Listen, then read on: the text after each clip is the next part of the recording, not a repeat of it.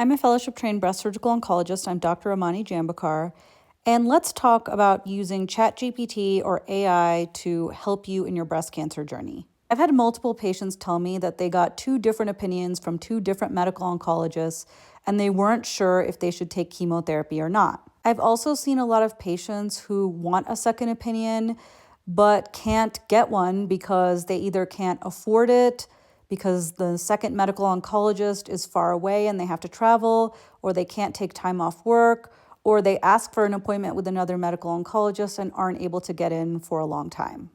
So here's an example. I told ChatGPT that I had a 2.4 centimeter breast cancer, which was grade 2, 90% estrogen receptor positive, 10% progesterone receptor, HER2 1 plus with a Ki67 of 10 to 20%.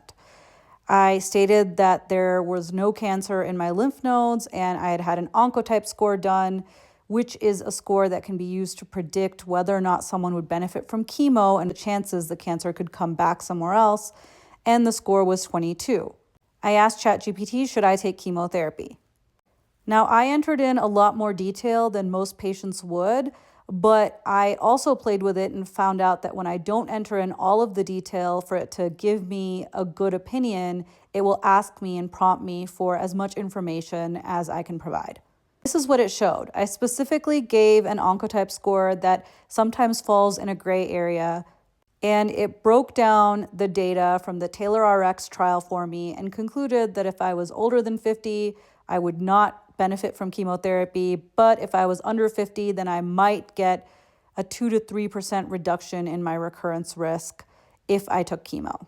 I think ChatGPT is a great tool that can essentially provide second opinions to patients who want one, and also explain things that their oncologist or their surgeon or their radiation oncologist said and put it in simple terms.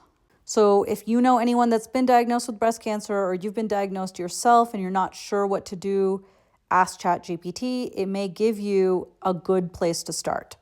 Now, it will warn you that it can't give you medical advice, but if any of my patients come to me and say, this is what ChatGPT said, what do you think? That's a great starting place to have an informed discussion and to come to a decision together.